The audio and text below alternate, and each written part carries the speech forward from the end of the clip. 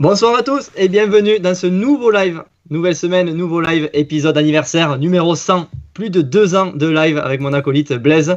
Pas mal d'archives derrière nous sur YouTube, sur mxreflexion.com. On avait même Marvin Musquin la semaine dernière. Donc tout ça pour vous dire qu'on a eu pas mal de champions du monde dans cette série de live. Les yeux avertis auront peut-être remarqué une différence dans notre tenue vestimentaire ce soir. Mais bon, je n'en dis pas plus. Je sais que ce soir, il y en a un qui a la patate. C'est celui qui il a jamais été trop limité par l'âge pour rouler en 250. On risque d'en parler plus tard avec notre invité.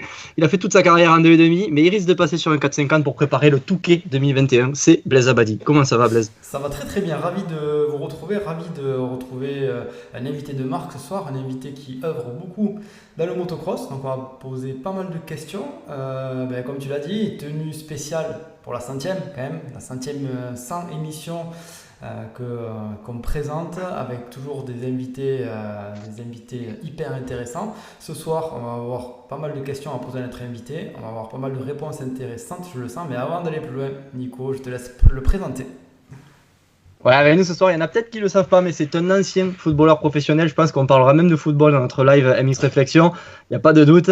Celui qui n'a pas mis longtemps à se faire un prénom, j'ai envie de dire, puisque le nom, on le connaissait déjà depuis très très longtemps sur la scène des MXGP. C'est le CEO de Infront, qui n'est autre que le promoteur des MXGP, David Diongo. Comment ça va, David?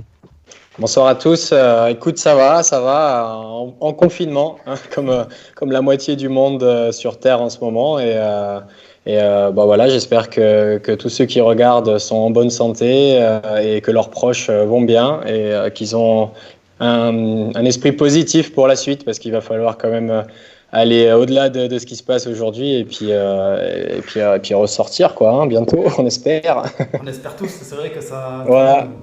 Tout le monde a envie de ressortir. Ouais. Toi, du coup, explique-nous un petit peu, Nico en a parlé, que tu avais fait un petit peu de football. Explique-nous un peu ton passé et tout ce qui t'a amené Alors, à ça. bien sûr, ouais.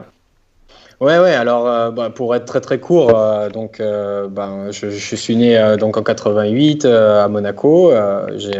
Mon premier contact avec la moto, c'est 91 pendant les masters de motocross que mon père a créé, donc avant de prendre en main le championnat du monde de motocross. Et donc j'ai reçu ma première moto à l'âge de 3 ans. J'en ai fait toute ma jeunesse pour le plaisir. Jamais en compétition. Après, j'ai grandi en Bourgogne, dans la campagne, avec mes grands-parents, où je roulais beaucoup en forêt. Je faisais pas mal le con autour de chez les grands-parents.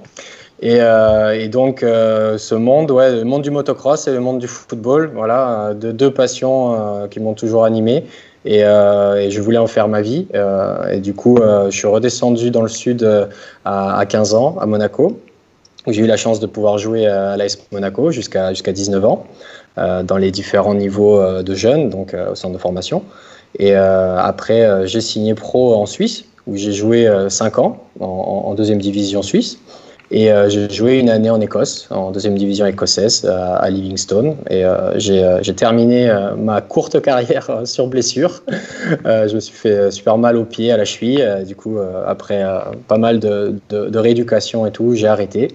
Et j'ai pu réaliser ma deuxième passion, voilà, qui était le motocross. Voilà, et donc j'ai rejoint l'entreprise familiale en 2012. Et depuis, petit à petit, c'est un monde avec lequel j'ai grandi et où j'ai pris petit à petit plus en plus de responsabilités pour aider à développer ce sport. Et aujourd'hui, voilà, j'en suis là. Et comment ça se fait que ça t'a pas donné envie, étant dans le football, de continuer à faire le métier que tu as aujourd'hui, en fait, mais dans le football? Alors non, justement. Donc moi, ma jeunesse, c'est vraiment le motocross. C'est-à-dire, je suis venu sur les premières courses donc à 3-4 ans. Moi, je suis né dans le motocross. Je suis né un dimanche de course. Mon père avait une course, un Grand Prix en Italie, dans le sud de l'Italie. Et il est rentré à l'hôpital dans la nuit entre le samedi et le dimanche pour ma naissance et tout. Et directement, voilà, avec ma maman et tout, j'étais très rapidement sur les Grands Prix. Donc j'ai grandi vraiment avec des pilotes de cross, avec les Goeboers, avec tout le milieu du paddock un peu. Et après, à partir de l'adolescence, je me suis un peu éloigné à cause donc du football. Mais en fait, le football, j'aimais beaucoup jouer. Mais je n'ai jamais trop aimé l'atmosphère qu'il y a dans ce monde. Et je préfère 1000 fois l'atmosphère qu'il y a dans le motocross, quoi, parce que je trouve que c'est au niveau professionnel, il y a beaucoup de responsabilités, il y a des pilotes qui font de magnifiques carrières avec aussi beaucoup de moyens en jeu, mais l'esprit reste très très bon enfant, beaucoup plus sain que, pour moi en tout cas, que de travailler après dans le football en dehors du terrain. Voilà, ça c'était vraiment mon ressenti quand j'ai arrêté. J'avais pas envie de rester dans ce monde pour faire autre chose que jouer au foot en tout cas. Et le motocross, du coup, tu le voyais d'un point de vue extérieur, assez passionné. Maintenant que c'est ton métier, est-ce que tu as ce même point de vue, toujours cette passion qui t'anime, ou est-ce que c'est devenu vraiment un travail à temps plein et prenant? Alors, c'est un travail à temps plein, mais je me sens vraiment privilégié parce que je fais ce que j'aime. Et quand tu fais ce que tu aimes, même dans des moments compliqués comme maintenant, tu as toujours la motivation de faire tout ce que tu sembles juste pour amener ce sport à des niveaux supérieurs. Donc, c'est la passion, je l'ai gardée. Je vais dire, j'ai plus mes héros en tant que pilote, c'est plus la génération quand j'étais gamin.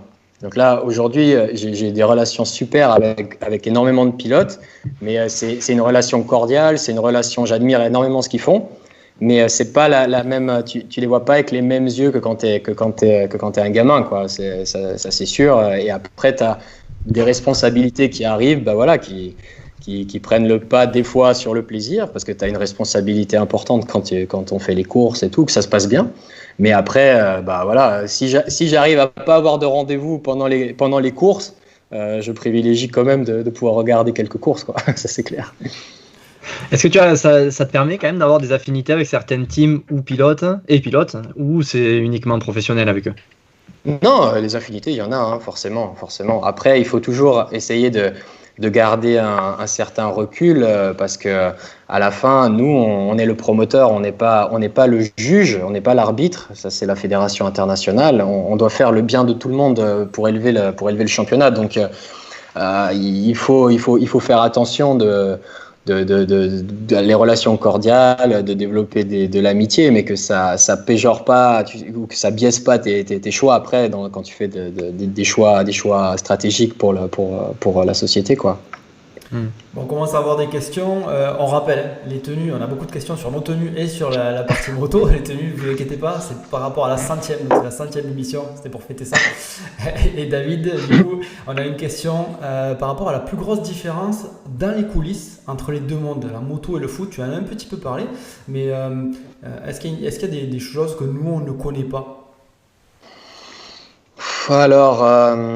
Dans le football, je dirais que, alors, bizarrement, c'est un sport individuel, c'est un sport collectif, mais qui est très individualiste. Donc déjà, quand tu es dans une équipe, je sais pas exactement comment l'expliquer, tu joues pour toi quand même. Même très très rarement, tu vas trouver une fusion. Ça m'est arrivé 2 ans en 10 années, 10 saisons à haut niveau, entre les jeunes et les pros. Ça m'est arrivé 2-3 saisons d'avoir vraiment une osmose où tu sens que tout le monde est ensemble.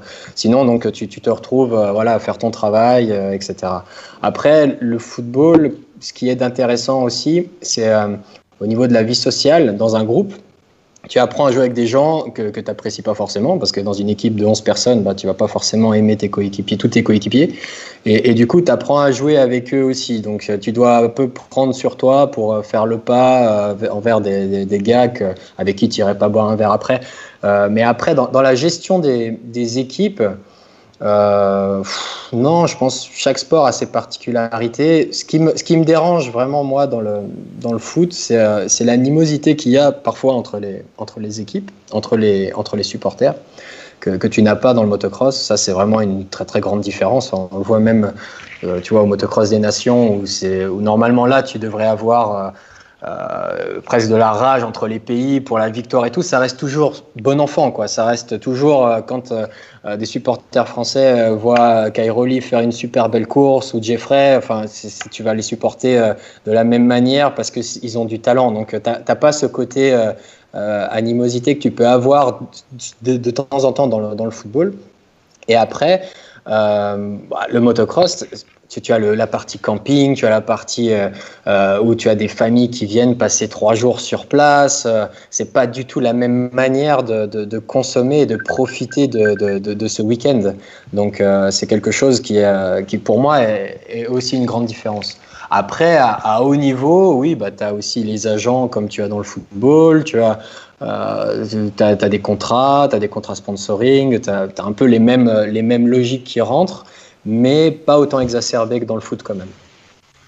D'accord.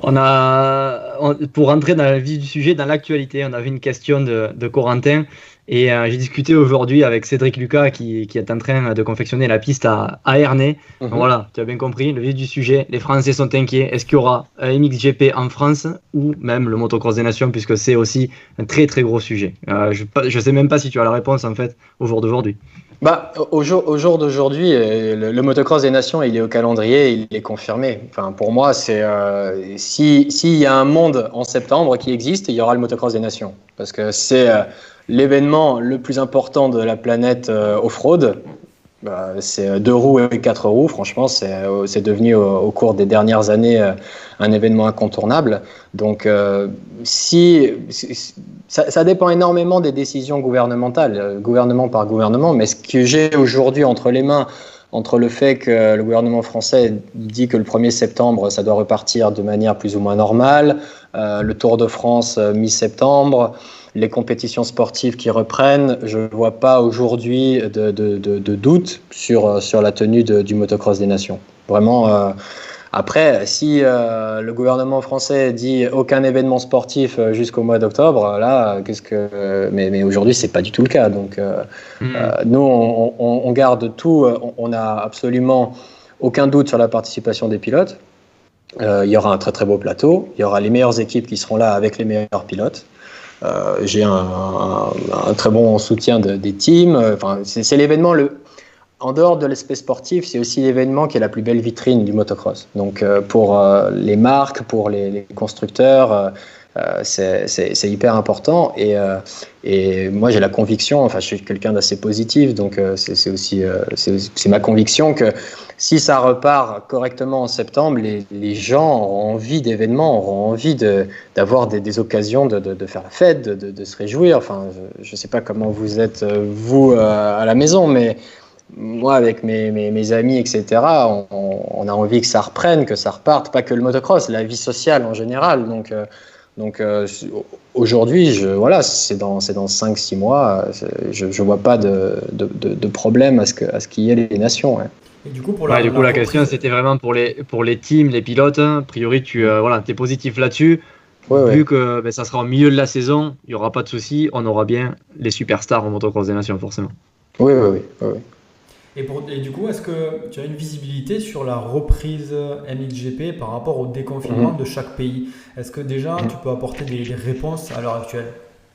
Alors ouais, c'est compliqué parce qu'il y a une politique par pays, il y a une décision par pays. Après, tu as les règles de voyage aussi qui sont intra-Schengen, extra-Schengen, etc. Donc, je passe vraiment les 4 dernières semaines beaucoup de temps avec tous nos organisateurs parce qu'on a encore 19 événements. Donc, aujourd'hui, on a prévu de repartir début juillet.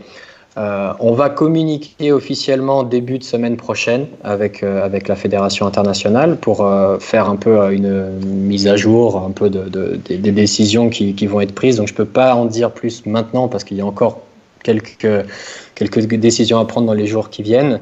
Mais on a plusieurs plans. On a le plan optimiste qui est juillet, on a un deuxième plan en août, on a un deuxième plan en septembre. Après, disons qu'à chaque fois, on se base vraiment sur la loi, quoi. Si le marché le permet, on est prêt à partir. Tout le monde est dans les starting blocks pour lancer la saison. Si il n'y a pas d'autorisation politique de faire d'événements, on doit repousser. Après, notre objectif, c'est de faire un max de courses possibles. Donc, pour le moment, on finit fin novembre avec les Grands Prix Overseas où il fait une température qui nous permet de finir. Aujourd'hui, c'est ça, quoi. Mais début de semaine prochaine, on aura une vision un peu plus sereine des événements à venir. Et après, je pense que on a pour le moment un trend assez positif au niveau des infections du Covid qui commence un peu à descendre. Donc là, tu vois, le dernier mois, les pays étaient tous plus ou moins fermés. Maintenant, tu commences à voir certains pays qui relancent plus vite que d'autres. Alors, ça, dans les 10-12 jours, ça va commencer à prendre forme pour l'été, quoi. On a pas mal, Tu parlais tout à l'heure des...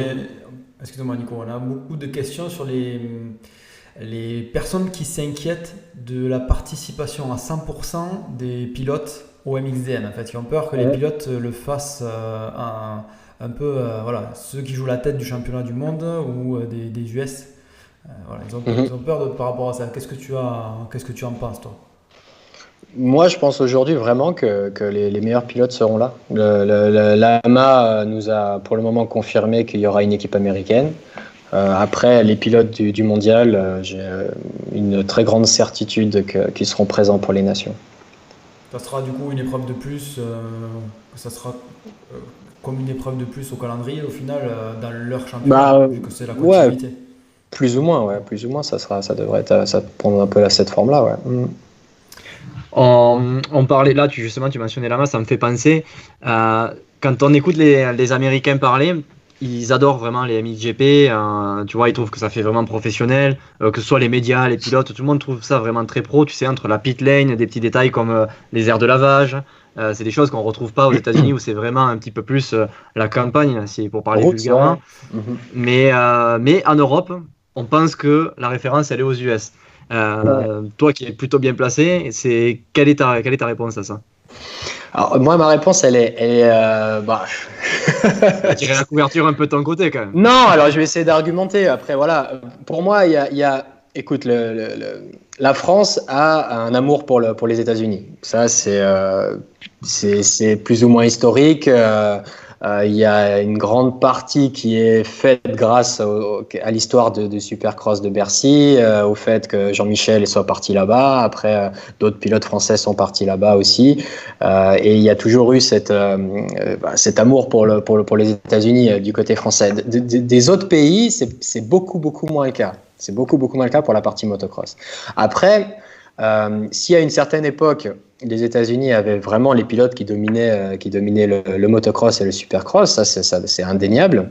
Ils venaient au motocross des nations, ils gagnaient, que ça soit dans la boue, que ça soit dans de la terre sèche, que ça soit dans du sable. Ils mettaient la pâtée à tout le monde, ils rentraient et nous on recommençait notre championnat du monde l'année d'après.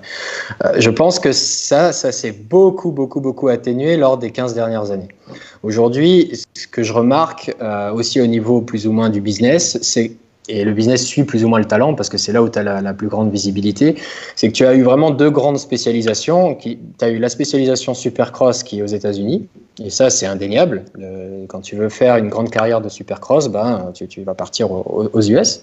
Mais si tu veux faire une carrière motocross avec des très bons contrats, tu as le MXGP maintenant qui est au niveau motocross, qui est la meilleure série du monde. Et tu vois aussi aux États-Unis, la priorité absolue, c'est le Supercross. Donc, il y a ces deux particularités qui se sont accentuées. Et tu le vois aussi avec les résultats des nations. Voilà, c'est une course. On peut toujours dire que c'est une course, mais le résultat des nations sur les 8-9 dernières années, que ça soit dans le sable, sur du sec, dans de la boue, ou chez eux ou chez nous, les résultats parlent pour le MXGP pour ce qui est motocross. Après, si tu mets des pilotes MXGP à Anaheim, je pense qu'ils pourront bien se battre, mais je pense pas qu'ils seront forcément gagnants, quoi. Mais donc voilà. Après, au niveau professionnalisme, structure, je pense pas que les teams du GP aient quelque chose à envier aux teams américains, parce que quand tu viens dans un paddock MXGP, moi je me souviens quand je venais dans un paddock MX1 à l'époque, quand j'avais 10 ans, c'était un van avec 4-5 personnes. Aujourd'hui, c'est des Smirmorg, des Hospitality, un team comme le team HRC, il y a plus de 30 employés. Il y a des ingénieurs qui volent au Japon entre chaque course et qui reviennent pour développer les motos. Toutes les motos du plateau MXGP sont des prototypes. Donc on développe les motos pendant le mondial pour les années qui suivent.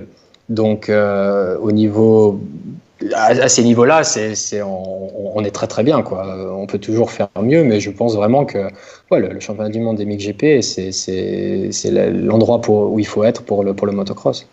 Et on en parlait tout à l'heure, toi tu connais bien le foot, et qu'est-ce qui manque à un sport comme le motocross pour être beaucoup plus médiatisé? Alors pas comme le foot peut-être, mais être en gros le numéro 1 des sports individuels en France ou même en Europe, parce que c'est vrai que Ustream puis In France, vous faites beaucoup pour médiatiser un peu plus le sport moto, mais on a l'impression, nous qui venons de ce sport-là, qu'il manque encore un petit peu, ne serait-ce que pour être au niveau de la moto route. À ton avis, toi qui es un connaisseur et qui est bon là-dedans, qu'est-ce qui manque? Alors, le football, tu peux pas le comparer même au sport mécanique, parce que le football, c'est une religion dans plein de pays presque. C'est-à-dire que tu as des familles qui vont divorcer, mais où le mari ou la femme ou l'enfant changeront pas de club toute leur vie. Enfin, c'est quelque chose des fois c'est ce qui me permet de revenir sur ce que je disais tout à l'heure, où tu peux avoir de la haine, tu peux avoir des passions qui dépassent que tu pourrais mettre dans ton cadre collectif quand tu parles de ton club. Donc dans le motocross, je vois pas arriver ça. Maintenant, ce qui fait la différence entre les sports mécaniques en général, c'est le marché. Et le marché déjà entre 4 roues et 2 roues. Donc tu vois pourquoi la Formule 1 est au-dessus du MotoGP, même si le MotoGP a une super progression ces dernières années, restera toujours derrière la Formule 1, parce que quand Mercedes vend 8-9 millions de voitures, les voitures qui valent beaucoup plus d'argent, les constructeurs moto en vendent moins. Donc c'est le nombre de gens qui en font tous les jours, qui l'utilisent tous les jours, déjà qui font déjà ta base de fans et de personnes qui vont suivre ton sport. Après, tu as le côté médiatique qui est hyper important. Et ça, c'est quelque chose qu'on a toujours voulu mettre en avant. Parfois, on peut ne pas comprendre pourquoi c'est autant exacerbé, mais si tu n'apportes pas une bonne visibilité télé à ton sport, tu peux faire le plus bel événement possible, ça reste un événement au milieu de la campagne. Et tu peux avoir 30 000 spectateurs, si tu n'as rien qui filme et qui envoie ça à la télé pour qu'un plus grand nombre de personnes le voient, ça reste un superbe événement, mais qui n'est pas relayé dans les médias. Donc là où on doit toujours s'améliorer, c'est dans la couverture média, la couverture télé, parce que plus des personnes auront accès à ce sport visuellement, et plus ça donnera envie de venir, en termes de spectacle, bien sûr, mais aussi en termes d'infrastructure. Tu vois, si tu as un superbe circuit, mais que tu vois que quand il pleut, tout le monde a de la terre jusqu'aux genoux, je vais avoir du mal à donner envie à des gens de venir voir la course. J'aurai encore des gens qui seront plus hardcore qui vont venir, et ça c'est génial, mais j'aurai pas des gens qui iraient peut-être voir du tennis ou peut-être voir autre chose, qui viennent avec leurs enfants et disent « Ah ouais, putain, super !» Parce que quand tu vois ce sport, je n'ai jamais eu un retour négatif sur une personne de mon entourage ou un partenaire ou quelqu'un du travail. Quand tu amènes quelqu'un voir une course de moto en vrai, de motocross, même par rapport au MotoGP, à la F1, les gens sont ébahis parce que la vitesse, la technicité, les sauts, les contacts qu'il y a dans ce sport, c'est juste magique. Mais il faut pouvoir le voir. Et quand tu l'expliques à quelqu'un qui ne le connaît pas, il peut être réfractaire à venir à la campagne voir une course de moto. Mais s'il le voit à la télé dans des bonnes conditions, il va avoir envie de venir après le voir sur place.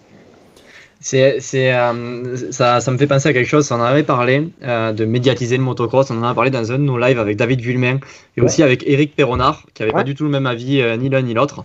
Mais Vuillemin nous disait si on veut que ce sport grossisse, il faut le balancer en masse sur les réseaux sociaux, il faut que ce soit gratuit, il faut que ça touche un maximum de gens. Par contre, Eric Peronnard n'a pas du tout le même avis. Lui, d'un point de vue promoteur, il disait non, moi je préfère regarder du motocross avec des gens qui connaissent le motocross, et c'est pour ça qu'il y a des droits télé, et que voilà, il faut cibler vraiment les gens. C'est pas parce qu'on le diffuse en masse sur les réseaux sociaux que les gens vont adhérer. C'est quoi ton avis là-dessus? Bien que toi, je pense que tu vas plus te rapprocher de l'avis d'Eric Peronnard en tant que promoteur. Bah, c'est un mix parce que c'est toujours pareil. Les réseaux sociaux, c'est fantastique. Mais à un moment donné, il faut pouvoir payer tout l'investissement que tu mets pour produire les images que tu fais. Tu peux pas demander à un boulanger aller tous les matins lui chercher du pain et puis pas le payer, quoi. C'est quelque chose. Les réseaux sociaux, c'est fantastique on l'utilise beaucoup depuis que ça, c'est une des choses que j'ai poussé à mort quand je suis rentré dans Ustream en 2012. Facebook, YouTube, Instagram, etc. Pour tout ce qui est contenu qui peut amener des images sympas du sport. Et après, on a développé la plateforme OTT, donc MXGP TV, où là, tu as les lives des courses. Et ça, pour mon avis, ça doit rester payant parce que c'est quelque chose qui coûte énormément d'argent à mettre en place, de faire un live, parce qu'il y a faire un live avec un téléphone ou faire un live comme ça d'un événement, et les lives professionnels, on a 14 caméras HD sur le circuit, plus des mini-cams un peu partout, plus une équipe de prod, c'est 40 personnes, la production télé d'un événement, d'un Grand Prix. Et aujourd'hui, les droits télé qu'on perçoit en face permettent pas en fait de faire la balance positive sur l'investissement télé qu'on fait. Mais l'investissement télé qu'on fait, il sert à rendre ce sport plus populaire en fait. Donc c'est un espèce d'équilibre que tu dois garder. Mais après, Facebook, on met tout le temps, on met les news, on met les meilleures actions. On essaye de mettre le plus de contenu possible et même d'activer aussi les pilotes. Et les pilotes de plus en plus produisent aussi eux-mêmes leur contenu pendant les week-ends. Et du coup, je trouve que on a beaucoup progressé. Et contrairement à d'autres sports, on est je ne vais pas dire on n'a pas autant de moyens que la Formule 1 par exemple, mais on était plus précurseurs qu'eux pour tout ce qui était TV à la demande. Parce que comme eux, par exemple, ils avaient beaucoup de droits télé avec des grosses chaînes de télé, ils ne se sont pas forcément posé la question des contenus digitaux. Et nous, on l'a fait assez vite en fait. Et c'est un sport où tu peux avoir beaucoup de contenu créé parce que tu as des images incroyables tout le temps, quoi, pendant une course de moto. Donc, ouais. Donc un mix. Ouais, je vois. Ça veut dire que là, vu la conjoncture, des courses à huis clos, est-ce que ça pourrait avoir lieu en vendant uniquement des droits télé? Non, ça clairement non. C'est pas viable. Non, mais c'est pas viable. Je demanderais plus ou moins aux organisateurs de se suicider, quoi. Pour moi, c'est pas acceptable. C'est pas parce que tu sais pour qu'un sport grandisse, il faut que tout le monde grandisse. C'est pas possible que ça soit que d'un côté déjà. Et ensuite, le motocross, on n'a pas les droits télé qui permettent de couvrir un événement. Mais tu vas voir que même, je m'avance peut-être un peu vite, mais même en Formule 1, à part quelques courses qui sont vraiment financées par des États ou par des gros sponsors, je pense pas, tu vois, le Grand Prix de France, le Grand Prix de Monaco, ils y sont pas allés parce que c'est pas tenable. Un événement sportif, il tient avec la billetterie. Pour moi, il y a que le football qui peut réussir à couvrir des frais qu'avec les droits télé. Les autres sports, ça paraît quand même compliqué. Mais le motocross, en tout cas, je vois ça très compliqué. Très compliqué. J'entendais dans les médias US que le Supercross pourrait tourner à huis clos. Du coup, tu demandes ça? Tu sais, j'ai déjà tellement de choses à gérer avec le MXGP. Je ne sais pas exactement ce que fait Feld avec le Supercross. Nous, tu sais, moi, ma priorité, je l'ai dit un peu dans les médias les derniers mois, c'est de conserver tous les emplois qu'on a dans notre sport. Donc, je ne veux pas faire n'importe quoi aussi dans les décisions qu'on prend. Tu vois, Infront Motor Racing, Ustream, c'est 150 emplois directs. Et bien dans le paddock, on a plus de 3000 personnes qui travaillent et il faut faire les choses bien, quoi. Donc, Feld, je pense qu'ils ont plusieurs scénarios aussi parce que c'est clair qu'ils doivent évaluer beaucoup de choses, mais je sais pas si c'est jouable. Peut-être avec un ou deux stades, mais une dizaine de courses, je pense pas qu'à huis clos ça passe. J'ai vu une question passer tout à l'heure par rapport aux motos électriques. Tu penses quoi, toi, de cette. Est-ce que c'est une autre discipline que le motocross? Est-ce que ça sera compatible avec les courses de motocross? Est-ce que ça peut remplacer les courses de motocross? Qu'est-ce que tu en penses, toi? Ça, c'est une question compliquée. Compliqué, hein, c'est vrai. Je sais pas si c'est le cœur ou la tête qui doit répondre. Écoute, la moto électrique aujourd'hui, la technologie, elle est pas fiable et prête pour faire des courses. Donc ça, il n'y a pas un constructeur aujourd'hui qui a un produit sur le marché qui peut faire une compétition qui soit intéressante aujourd'hui. Dans 5-10 ans, que ça puisse devenir une catégorie support, peut-être. Et enfin, pour aller encore plus loin, les droits que l'on a du championnat du monde de motocross, c'est le motocross. Donc la technologie qu'il y a dans la moto, c'est le marché qui décide. C'est un sport mécanique, il est lié aussi par le marché. Tu vois, il y a 15 ans, il y a 20 ans, c'était des 2 temps. Après, on est passé aux 4 temps. Si ça restera du 4 temps, si ça sera de l'hydrogène, si ça sera de l'électrique, c'est plutôt le marché, les clients, les constructeurs moto qui vont faire le produit qui sera dans 10, 15, 20 ans sur le marché et donc après dans le championnat du monde, quoi. Mais sur vraiment un court terme, non, je vois pas ça en tout cas dans la catégorie MXGP à court terme, non. Et par rapport au VTT électrique, si je ne me trompe pas, il y avait quelques courses du VTT électrique qui étaient venues se greffer au MotoGP. Pourquoi avoir fait ce choix du coup des VTT électriques, puisque c'est quand même VTT et c'est pas moto électrique, donc pourquoi ce choix? Ouais. Alors ce choix, il a été fait. Il y a eu un moment avec un timing où le sport a été créé et du coup il y avait une volonté de la FIM aussi de développer les VTT électriques parce que c'est une question un peu de posture philosophique. Un VTT électrique, est-ce que ça appartient à la famille des vélos ou est-ce que ça appartient à la famille des cyclomoteurs, donc lié plus ou moins à la moto aussi, de conséquence. Et aussi, de nouveau, là, tu parles de développement technologique. Donc, un VTT électrique d'aujourd'hui, il y avait les limités à 25 km/h, mais il y a aussi, ils vont de plus en plus vite. Il y en a qui vont à 60, 70 km/h. Donc, il y avait une volonté d'essayer de l'intégrer, pas forcément au MXGP, parce que le but c'était à terme de créer une série indépendante, mais d'utiliser la plateforme MXGP pour avoir une bonne plateforme déjà très populaire pour présenter le sport. Tu as quelques constructeurs moto qui ont aussi la technologie pour les vélos électriques, donc t'as beaucoup de liens en fait entre ces deux mondes. Et donc voilà, on a fait une épreuve à Imola. Est-ce qu'on en refera dans le futur? C'est trop tôt pour le dire, honnêtement, parce que c'est pas notre priorité, ça reste quand même vraiment le motocross. Et du coup, voilà, c'était un timing, un essai pour un sport qui, de toute façon, je pense, aura quand même un bel avenir parce qu'il y a énormément de pratiquants de vélo électrique. Ça a plus ou moins sauvé le marché du vélo. Ça remonte de plus en plus. Voilà, c'est ça. Et il y a surtout le côté, toujours, dans les sports mécaniques, il y a toujours le côté développement, en fait. T'as le côté sportif et le côté développement du produit. Et dans le vélo électrique, il y a un très beau potentiel de développement de produits, avec les batteries, avec les moteurs, avec tout le système qui est autour, quoi. On a, ça y est, ça parle argent, hein. Tu sais comment on est en France. Alors, on a Antoine et on a d'autres marques sur les prix. Alors moi, j'aimerais bien comprendre en fait, parce que tout le monde dit c'est trop cher, un Grand Prix. Peut-être que au final c'est le juste prix, peut-être que c'est pas assez cher. En fait, on n'en sait rien quand on est dedans.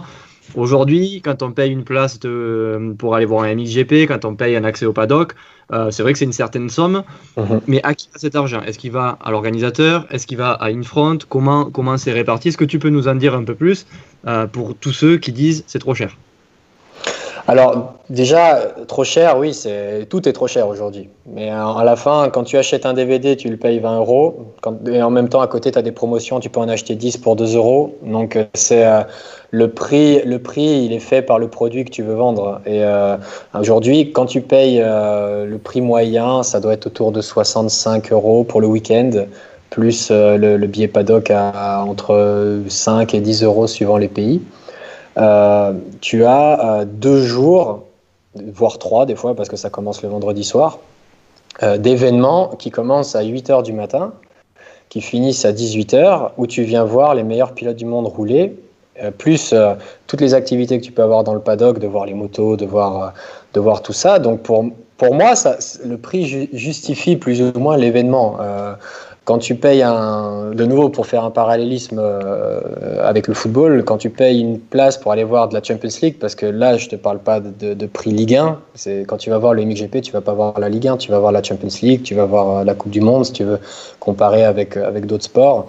Très rarement, tu payeras un billet 60 euros et en plus pour un événement qui va durer 1h30, quoi. Donc c'est quand tu veux payer moins cher, tout est trop cher.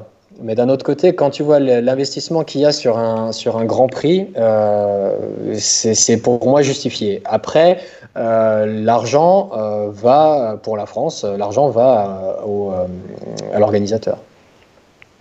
D'accord. Donc à Saint-Jean-d'Angély, et pour les nations, c'est un split, mais c'est aussi ça va, une très grande partie va aussi à l'organisateur. Donc et c'est comme ça que l'organisateur en fait arrive à faire son budget, quoi. Donc pour moi le prix est justifié par rapport à l'événement, au nombre d'heures que dure l'événement et au fait que ça soit un championnat du monde, quoi. Ouais. Du coup, on a une question et ça fait longtemps, ça fait beaucoup de fois qu'elle revient. C'est comment fait-on pour travailler avec toi chez Infront? Donc ça, c'est une question de Corentin. Je crois que j'ai une autre personne qui l'avait posée aussi. Ok. Alors, il faut aimer voyager, mais alors pas forcément que pour les bonnes raisons, parce que j'ai eu quelquefois des gens qui voulaient travailler absolument pour nous parce qu'ils aimaient le motocross et les voyages. Et ils se sont vite rendus compte qu'à part les avions et les hôtels, tu vois pas grand-chose des pays. Et que les heures de travail, c'est plutôt du 6 heures pour ce qui est piste, 6 heures minuit, et pour ce qui est marketing, un peu plus tard. Mais bon, c'est des grosses sessions pendant la semaine de Grand Prix. Mais oui, s'il y a des gens qui aimeraient se joindre à nous, alors il y a sur notre site, tu peux avoir les adresses administrateurs pour contacter, hein. Après, ça dépend dans quel domaine. On est une structure qui essaye de rester très très efficace, mais moi je suis toujours à la recherche de gens qui ont la passion, hein. C'est clair. Du coup, la porte est ouverte. Ah ouais, la porte est toujours ouverte. Il faut quand même parler un petit peu anglais, parce que malgré que je sois français, j'oblige quand même tout le monde à parler anglais, parce que je dois être, on est en minorité, les Français, on est 2 ou 3, donc c'est quand même plutôt l'anglais qui prévaut. Mais après, on n'est pas du tout une société qui se base sur les diplômes, sur la formation. Mon père, il a arrêté l'école à 16 ans, moi j'ai arrêté l'école à 18 ans et j'étais footballeur, donc t'imagines essayer de rentrer dans une société avec un cursus comme ça, c'est pas facile. Et on a très peu de gens dans la société qui sortent de longues études et tout, hein. Il faut avoir du bon sens et aimer ce sport, quoi, et ça manque pas. Alors, on a une question motocross aussi. Tu sais, pareil, les Français, on aime bien les vrais circuits de motocross avec tu vois, les Ernée, les Saint-Jean-d'Angély, avec des grandes montées, des grandes descentes. Les circuits artificiels, du coup, tu t'y attendais à cette question, forcément, elle arrive à chaque fois qu'on t'a dans des interviews. Mais pourquoi aller dans des pays comme le Qatar, créer des circuits artificiels? Qu'est-ce qu'en pensent les pilotes de ça? Est-ce que certains, je pense qu'ils sont assez divisés, il me semblait avoir entendu des interviews où ils disaient que pour être champion du monde, il faut être bon partout, en fait. Le vrai champion du monde, il doit être bon sur un circuit plat avec beaucoup de sauts, sur un circuit comme Ernée, un petit peu plus à l'ancienne. Voilà, mais c'est pourquoi Infront a cette volonté d'aller dans des pays comme le Qatar et avec des circuits plus artificiels. Bien sûr, alors il y a énormément d'arguments pour répondre à cette question. Donc déjà, pour reprendre la base, comme tu dis, pour être champion du monde, il faut être bon sur tout ce qu'on propose. Donc que ça soit du sable, de la terre, de la glaise, des pistes avec des copeaux de bois glissants, rocailleux, etc. Après, un beau circuit, c'est extrêmement subjectif. Extrêmement subjectif. Un beau circuit en France, c'est un circuit avec des montées et des descentes et du relief. Un beau circuit en Hollande, c'est plat avec des trous énormes pour les Hollandais. C'est un beau circuit en Italie, il faut qu'il y ait des cailloux, que ça soit un peu glissant. Tu as énormément. Un beau circuit en Angleterre, bah voilà, c'est la belle terre marron, vallonnée, un peu comme il y a à Matterley. Donc chaque pilote a ses spécificités. Moi, quand il y a des pilotes qui vont venir me voir des fois pour avoir un circuit plus roulant, puis après Jeffrey va venir me voir en me disant mais il faut laisser la piste sans la toucher pendant 3 semaines, mettre des mines, et puis plus c'est compliqué, plus c'est un intérêt pour lui. Donc chaque pilote a déjà une perception par rapport au circuit. Après, pourquoi faire des circuits donc qui sont faits que pour l'événement? Parce que dans certains endroits, c'est pas possible de trouver des circuits qui sont pérennes. Ensuite, il y a le même principe que pour la télé. Quand tu as des circuits qui sont faits dans des infrastructures professionnelles type MotoGP, genre Assen, en gros, parce que Assen aussi revient assez souvent sur le devant de la scène. Assen nous permet d'avoir une jauge de spectateurs qui est de 45% supérieure à Valkenswaard. C'est-à-dire que alors que c'est les Pays-Bas. Donc tu te dis, pourquoi est-ce que tu n'as pas presque 50% de spectateurs en plus qui viennent à Assen? Et bien parce qui viennent à Valkenswaard. Parce qu'à Assen, tu as justement tous ces gens qui ne viendraient pas sur des circuits classiques motocross. Pas parce que pour eux, ils vont avoir un problème avec les montées et les descentes, mais parce que pour eux, pour venir voir une course de moto, il faut venir sur un beau parking, il faut être sur de l'asphalte, il faut avoir un hospitality sympa, il faut pouvoir voir la piste correctement, etc., etc. Donc ça, c'est un petit peu le mix qu'on essaye de faire. Je peux rassurer tous les fans de motocross, il y aura toujours des circuits historiques, déjà parce qu'on les aime. Ensuite, parce que c'est ce qui valide un championnat du monde, un grand prix de France, un grand prix d'Angleterre, un grand prix d'Allemagne, sans les belles pistes, ça n'aurait pas la même valeur. Ensuite, les courses qu'on rajoute sur ces structures-là, généralement, elles ne remplacent pas des courses historiques, elles sont rajoutées. De nouveau, quand on était il y a une vingtaine d'années, il y avait 12-13 Grands Prix. Aujourd'hui, il y a 18, 19, 20 Grands Prix. Et souvent, les nouvelles infrastructures, elles se sont rajoutées. Elles ne sont pas venues remplacer d'autres circuits. Ensuite, pourquoi aller en dehors d'Europe? Parce que justement, c'est un championnat du monde. Donc un championnat du monde, ça doit se passer en dehors d'Europe aussi. L'époque où il y avait 4 courses aux Pays-Bas, 4 courses en Belgique, 4 courses en Italie, 2 courses en France et une course en Allemagne, c'est plus possible aujourd'hui parce que il y a une logique de pouvoir aussi avoir une croissance au niveau des spectateurs et des fans de motocross. Et il y a une logique aussi de marché, d'avoir des constructeurs qui vendent. Nous sommes de retour. Désolé, mais un anniversaire, le numéro 100 ne pouvait pas arriver sans bug. Vous nous connaissez un petit peu maintenant. Ça arrive de temps en temps et malheureusement, c'est arrivé avec notre invité de marque, David Luongo. Donc David, je te relance sur cette question qui était intéressante. Donc on était en Indonésie là, ça y est, j'étais au chaud. Je me rappelle, il y avait des motos partout autour de moi. Chaud et humide. Voilà, tu nous expliquais que voilà, le marché d'Indonésie était très important pour les constructeurs. Ouais, c'est ça. Donc l'Indonésie, c'est un des premiers marchés au niveau constructeur pour Honda et Yamaha, par exemple, pour les petites cylindrées. Et clairement, on va là-bas pour faire de l'investissement parce qu'on pense qu'il y aura un marché pour les pilotes de motocross dans quelques années, comme il s'est développé en Amérique du Sud, comme il s'est développé aux États-Unis dans les années 70. Et aujourd'hui, on se tourne vers l'Asie parce qu'il y a énormément de potentiel là-bas. Et les Asiatiques sont des énormes consommateurs de sport mécanique. Beaucoup plus en termes de nombre que l'Europe. Alors, il faut faire un mix entre tout ça. Un fan indonésien, un fan chinois qui vient découvrir le motocross, il est autant important pour nous que des fans européens parce que à la fin, c'est la même passion, c'est la passion du motocross. Donc, c'est pour ça qu'on développe le championnat du monde aussi côté Asie, côté Amérique du Sud et voilà quoi. Donc voilà pourquoi il y a des courses aussi en dehors d'Europe.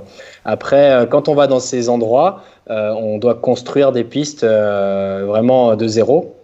Et du coup, on va pendant plusieurs semaines, on fait des inspections, on construit les pistes sur place. Et donc le Qatar, c'était une piste qui était construite à côté du circuit de MotoGP. Et il était très bien accueilli par le paddock.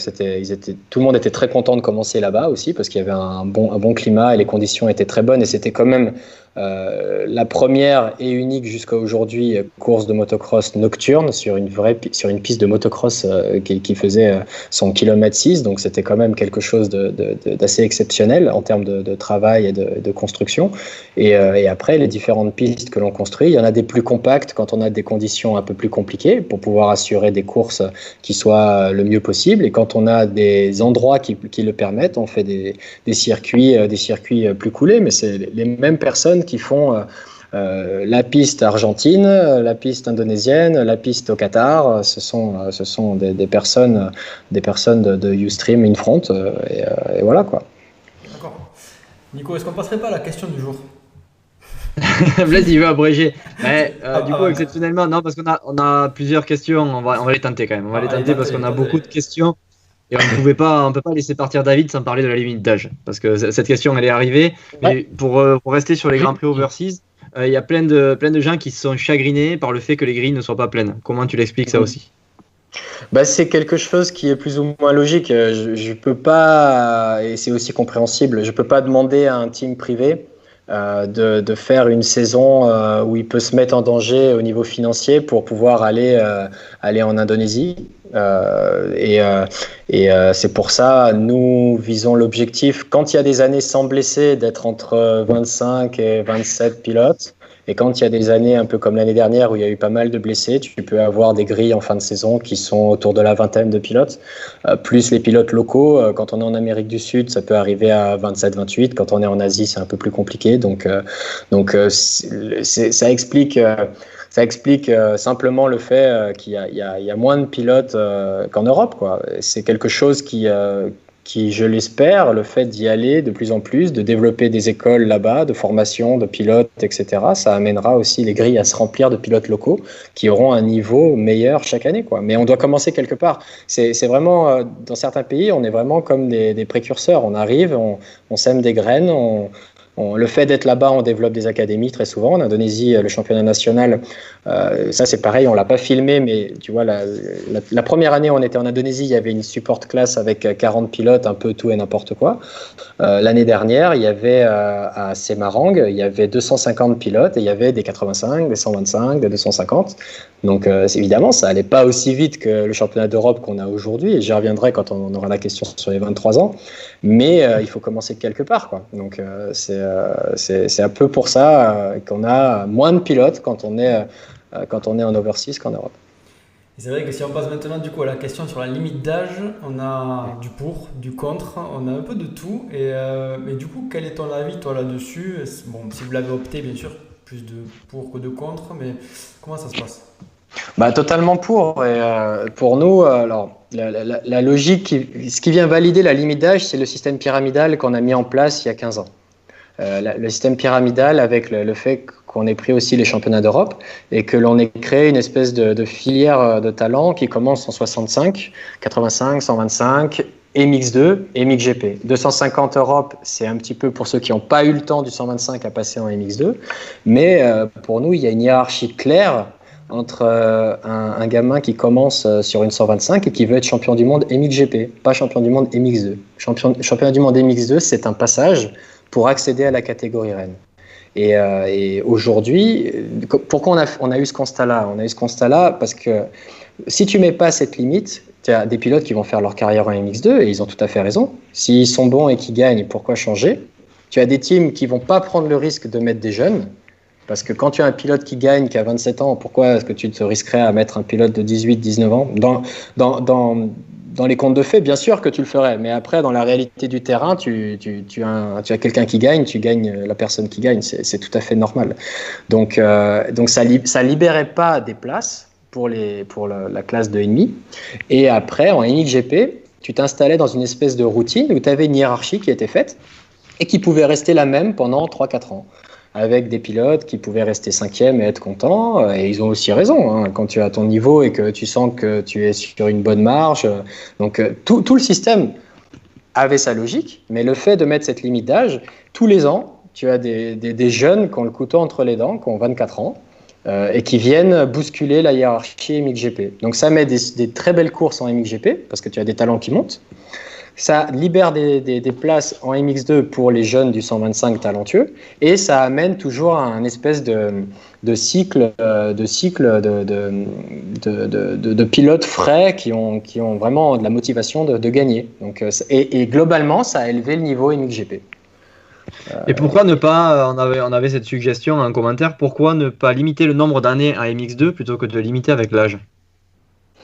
Parce que si tu limites en nombre d'années, en fait, tu peux avoir un pilote qui arrive là à 23 ans et qui s'en va à 28 ans, et du coup, de nouveau, il va bloquer une place pour un jeune. C'est vraiment, pour nous, on a réussi à diminuer la moyenne d'âge des pilotes de tête, je crois, de 5 ans en MXGP, de 5-6 ans en MX2, parce qu'il y a l'âge limite, mais du coup, en MXGP aussi, ça a diminué l'âge moyen du plateau pilote.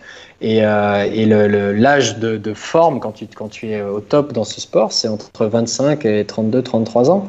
Donc, et là, on est à un âge moyen en MXGP de 26-27 ans, quelque chose comme ça. Alors qu'avant, c'était au-delà de la trentaine. Donc, ça amène le niveau plus élevé, en fait. D'accord. Allez, puisqu'on est dans les sujets houleux, parce que dans un commentaire, il pleut aussi. Pour accéder en Grand Prix, enfin à la série MXGP, que ce soit l'Europe, MX2, MXGP, il faut être dans un team. Pourquoi pas le retour des qualifs? Alors, le retour des qualifs, ça c'est une question qu'on ne s'est pas posée depuis au moins 17 ans. Hein. Non, alors, pourquoi le retour des qualifs? Alors, le championnat du monde, pour nous, c'est un diamant, en fait. Donc, c'est quelque chose que tu dois y arriver, tu dois le mériter en arrivant par les filières. Et quand tu es là, tu dois avoir ta place pour pouvoir faire ton championnat. Quand tu amènes les qualifications, pour pouvoir avoir un championnat qui a de la valeur, tu devrais protéger tous les meilleurs. Donc, à la fin, tu reviens à quelque chose de protégé. Parce que imagine, tu viens au Grand Prix de France et tu as une catastrophe en qualification, une casse mécanique ou je sais pas quoi, et tu as les 2-3 meilleurs pilotes ou le meilleur pilote français qui peut pas se qualifier pour le Grand Prix. Là, tu as un gros problème le dimanche. Donc il y a une logique derrière ça, bien sûr, d'avoir un plateau de renommée. Et après, il y a aussi le fait qu'un pilote qui veut participer au Grand Prix, il peut toujours s'inscrire. Il peut toujours s'inscrire, et s'il y a des places de libre, il y participe. On a les contrats OAT avec les Team Factory, donc il y a en général entre 34 et 38 places pour les pilotes. On a toujours des wildcards pour le Grand Prix de France. Il y a toujours des pilotes élites qui viennent participer. Pour le Grand Prix d'Italie aussi, pour le Grand Prix d'Allemagne, tu as toujours des pilotes locaux qui participent. Donc les qualifications pour nous en Europe, elles sont là parce que il faut amener le maximum de pilotes à donner sa chance pour être repéré. Après, quand tu arrives au championnat du monde, tu dois déjà être confirmé et pouvoir participer à la série complète, quoi. D'accord. Bon, merci pour cette réponse. Du coup, Blaise, je suis d'accord. On peut passer à la question du jour. Maintenant, on a bien élagué quand même les questions. Et bon, il y a beaucoup de commentaires. David, tu pourras t'amuser à y revenir. Comme ça, tu auras l'opinion de nos followers. Ouais, mais on a toujours une dernière question. C'est la question du jour. C'est un sujet qu'on n'a pas abordé. La question du jour, elle est présentée par CVO Group, qui sont des concessionnaires à Toulouse et à Agen, avec notre accent qui chante. Évidemment, ils ne pouvaient pas être très loin. Et 8-racing.com pour les kits déco. Donc David, elle n'a rien à voir avec l'équipe d'éco, cette question, ni les concessionnaires, mais plutôt avec l'organisation, vu que tu t'y connais un petit peu quand même en organisation.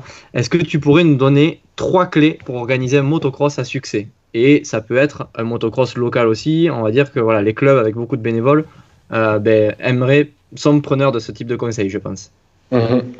Alors, 3 conseils. 3 conseils. C'est compliqué à limiter à 3 conseils. Alors déjà... Non mais vas-y, c'est Blaise, il aime bien quantifier les choses. C'est moi qui me le fait lire à moi, mais tout dépend toujours du niveau de public que tu vises avoir. Nous, à un certain moment, ce qui est important, c'est l'accessibilité du site. Si tu fais un événement dans un endroit qui est compliqué à accéder avec des chemins qui sont pas asphaltés, si jamais tu as le mauvais temps, c'est un désastre pour arriver au circuit. Après, tu as le paddock qui est très important. Ça, de nouveau, si tu veux éviter d'avoir des tracteurs pour pouvoir sortir tous les camions ou tous les vannes le dimanche soir, il faut trouver un endroit où tu peux arriver à mettre au moins du gravier pour pouvoir faciliter les choses. Et après, si tu veux faire facilement une couverture médiatique, il faut avoir Internet.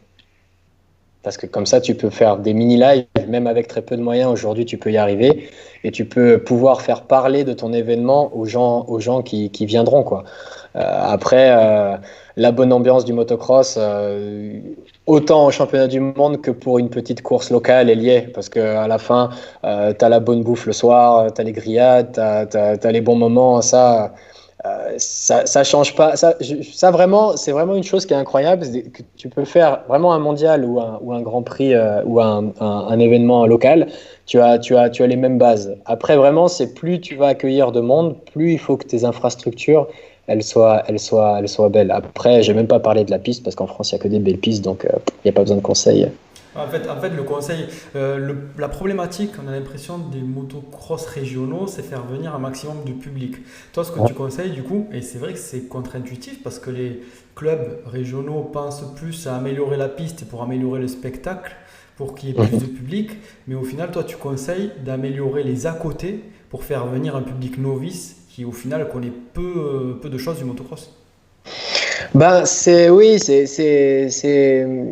le public, la base motocross en France, elle est le public hardcore français, il est peut-être 30, 50 000 personnes vraiment qui suivent vraiment les pilotes, qui suivent vraiment toutes les infos du championnat. Donc, tu les attires avec des noms. Mais ça peut vite te coûter cher si tu fais une épreuve et que tu veux attirer des noms, des pilotes reconnus. Peut-être en faisant plus d'à côté d'activités, tu peux amener des gens qui viendraient pas forcément au motocross. Et vraiment, tu sais, la perception des gens qui connaissent pas ce sport, souvent, c'est de dire oui, c'est une kermesse au milieu de la campagne, quoi. Et quand ils viennent et qu'ils voient ce qu'est le sport, ils deviennent accros, quoi. Moi, je te dis vraiment, quand j'amène quelqu'un qui a jamais vu de motocross, je l'amène au premier virage, que ça, pour moi, c'est le moment sportif le plus qui t'amène le plus d'émotions de tous les événements sportifs que j'ai pu vivre dans ma vie. J'ai joué dans des stades avec 30 000 personnes. J'ai fait quelques trucs.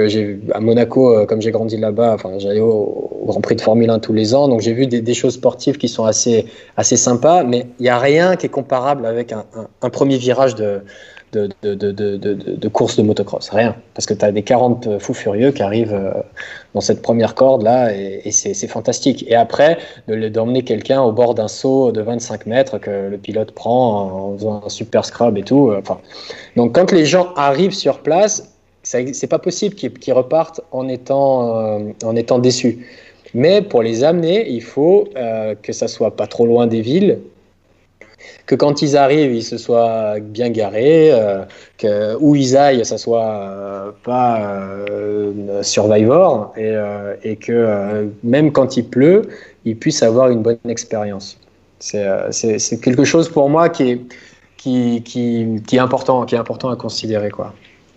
D'accord, bah, très clair. Je pense qu'il y a pas mal de leçons à apprendre de ça parce que c'est, comme j'ai dit tout à l'heure, je pense que c'est contre-intuitif pour la plupart des dirigeants de clubs actuels qui ont, comme je te l'ai dit, la vision Ouais, plus ouais, circuit. ouais. Donc c'est vrai que Mais je vais te c'est. donner Ouais. un exemple vraiment tout bête, hein. Tu sais, mon père, il a commencé à organiser des courses à 20, 22 ans, 23 ans. Il était docker dans un port vers Florence.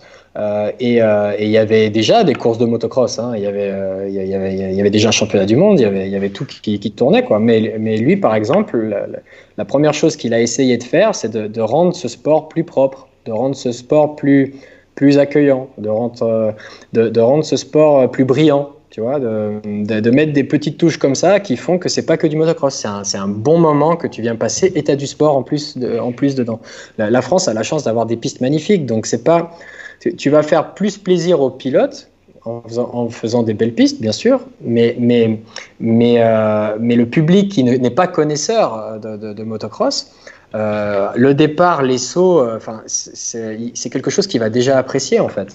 Par contre, il va peut-être faire plus attention à comparer cet événement avec d'autres événements qu'il aura vécu dans sa vie. Donc, un match de tennis, un match je sais pas quoi, de handball, une autre expérience sportive qu'il aura eue. Et il doit sortir de là en étant content d'être venu. D'accord. Bon, bah, très bien. Très bien. Merci. On a tenu jusqu'au bout. Bon, on l'a fait en 2 fois, David. On est désolé, mais, Ouais, pas de mais on a souci. répondu quand même à pas mal de J'ai fait questions. planter Donc l'ordi. c'est. Quoi?